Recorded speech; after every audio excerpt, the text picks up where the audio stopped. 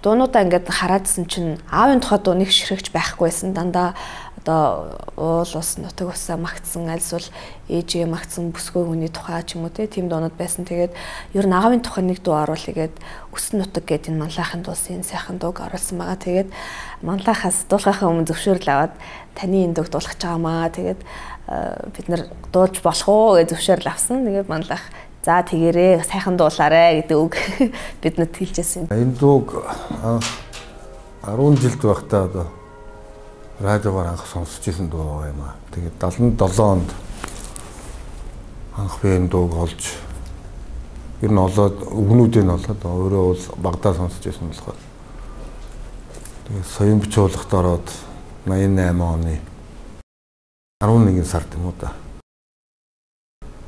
Одоо тэр үед Монцомегийн гэж ярьдаг байсан тэнд радиогийн бичлэгийн студ байдаг байсан тэнд анх бичүүлээд 78-79 оны шинжлэлийн Монгол одоо үндэсний телевизийн цэнхэр дэлгэц гэж нэвтрүүлгээр анх дуулж байсан. Тэгээ энэ дууны тохиолч нь бол тэр үед телевизэд ажилладаг байсан Авир Мэдугаа байсан. Ингээд өөрийнх нь дууг одоо сэргээж дуулсанд бас надад их баярлж талархаж баяр хүргэж бас урам хайрлж байсан. Ийм дуу байгаа юм. Яагаад ч надад багадаа сонсч байсан тэр дууны сайхан аялгуу нь бол миний сэтгэлд хоногшүүлсэн болохоор би тэрийг ер нь дахиж сэргээж дуулъя гэж бодож дуулсан л да. Инх манлайхын дуулснаар бол би мэдэн энэ дууг шинжилт найруулад ерөнхийдөө тийм jazz маягийн болгоё гэж бас бодсон, зорьсон. Тэгээд энэ дууг анх л би дуулсан. Миний дуулсан дуу. Энэ би нэг олон дуу дуулаагүй. Би миний дуулсан симфони арид хөгжимтэй дуулсан Монголын радиод нэг 120 дуу байдیں۔ Тэрний нэгэн дээр одоо яг наад чинь одоо бичээстэй байж байгаа. Анх л дуулсан эзний хувьд л би дээр надаас хойш залуучууд аваад баяжуулаад дуулаад одоо тэгээд үдий зэрэгтэй аваа явж байгаа байх л да. Би 78 онд одоо цэрэг татагдаад тэгээд нөгөө цэргийнхэн карантиг дөнгөж өнгөрөөгөөд байж хахад намайг Жинжи штаб дээр дуудаад шууд соён бод татаад авсан байхгүй юу. Тэгээд анх тэр баярын мишэлээр дуулахдаа халдсан толгойтой. Тэрнээс чинь хойш бол ер нь энэ дуу маань тэр хүсэлтийн хариу радио, телевизээр бол байнга л явдаг. Ийм бол бас намайг одоо Монголын ард түмэнд таниулсан ийм дуу л да. Өссөн нутаг дуу бол бас хангайхантай холбоотой ягаад гэвэл тэр яг тэр дууг ингээд анх тоглоход одоо Бүжээ бөмбөрийн тоглоод Чука бас гитарын тоглоод ингээд дуулж байсан. Тэгээд арийнх нь вокалын манай Чука бас хилцээд ингэж бүтсэн дуу л да. Тэнгэр илгээсэн юм шиг л ийм л аялгуунууд байдаг. Тэгээд түүний нэг нь бол өссөн нутаг хэмээхийн дуу. Дуулахад бол үнэхээр гоё байсан. За нэг онцлог юм нь бол ерөөсөө уйлаад дуулж чаддаггүй. Тэг яагаад тэгэхээр аавын тухай дуу тэг шүлэг нь маш гоё, аялгуу нь маш гоё. Тэгэл тухайн үед дуулах гэсэн чи аавыгаа санаа дуулч чаддаг, уйлаад байдаг. Мөнх оргил биччихсэн. За Чимба чиний гоё тайвширчаад эргээд дуул гэд. Тэгэл үнэхээр их сэтгэл зүрх одоо юу гэдгийг шимширч одоо юу гэдгийг тэр төрсөн нутгаа, өссөн нутгаа, аавынхаа нутгийг, өвөг дээдсийнхаа нутгийг ингэж бодож, аавтайгаа уйж бодож л дуулсан. Альва уран бүтээлийг, альва дууг зүрх сэтгэлээсээ дуулна гэдэг бол бас асар ондоо зүйл байдаг. Бид ч гэсэн уран бүтээлүүдээ одоо ард түмэндээ сонсогч олонтой зүрх сэтгэлээсээ гаргадаг, хийдэг. Түүний нэг илрэл нь бол энэ өссөн нутаг дуу юм байгаа юм.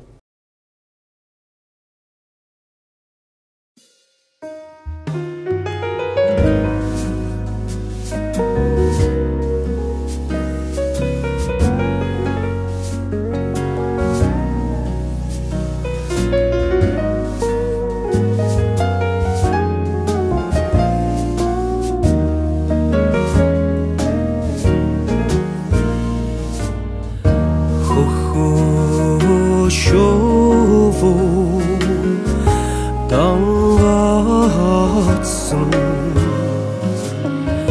хөвчийн өндөр уулаа юм ахоо хөгшин ави минь гөрөлж явсан хүүгийн хайртай нутаг юм ахоо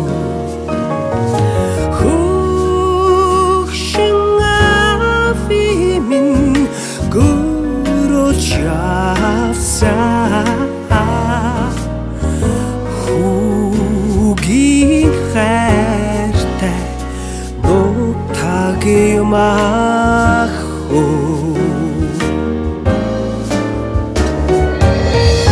болж мор шувуу жирэгсэн уйдам хэрин нутаг юм ахoo урлавин мен адуни бечер багин хайртай нутаг юм